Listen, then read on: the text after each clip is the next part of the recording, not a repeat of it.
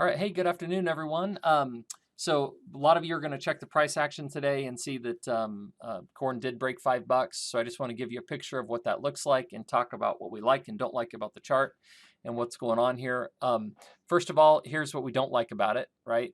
We don't like that we didn't close above the 507 level, which is right here, which is this high. Remember, the entire fund short position, or the entire managed money short position, was established between this day here and the low back in here. So they've got really short, and now they have nothing to show for it because they're completely underwater on that trade.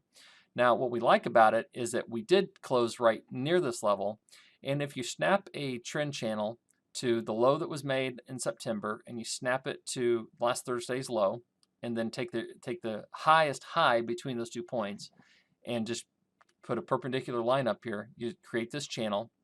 And what you'll see is that tomorrow, that channel is sitting right at 507, which is exactly this high. So what we want to see tomorrow is price just blow up out of here and make another candle that looks like today, and come all the way up and finish what we call a 3 white soldiers pattern. We want to break the top end of this trend line, which means that it's an impulsive move and not a corrective move off of these lows. Remember, moves that are contained within parallel lines are corrective. Moves that are outside the base channel are impulsive. And so we want to see that as confirming action. We'd love to see it get up here out of this cloud. What we do also like about this action is the where we were 26 days ago. The Chiku line here is really screaming higher, and the leading edge of this daily cloud is starting to break into a bullish move. That's a nice signal here as well. Just a little bit more strength here, and we should really see the funds run for cover. So we like that about corn. Beans, same thing. We like what we're seeing here in beans as well. Bigger picture, we think this has been corrective. We think that we're starting a new impulsive wave up here, but more actions needed to really confirm that. But I think that's where we're headed, given the what we're seeing and just kind of the big picture. I won't rehash all of that today, but did like the action in beans, liked the action in corn, and Kansas City wheat.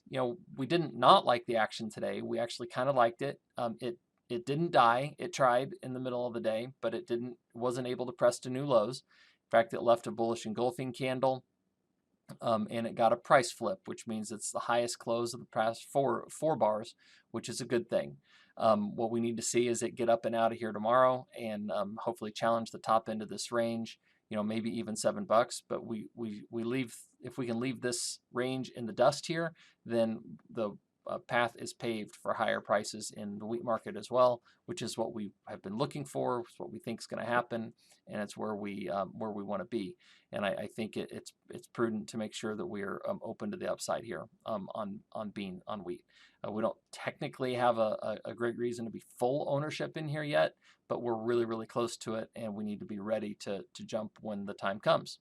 All right, that's 3.5 minutes. I just thought you'd want to see what the price action looked like today and kind of put it in context.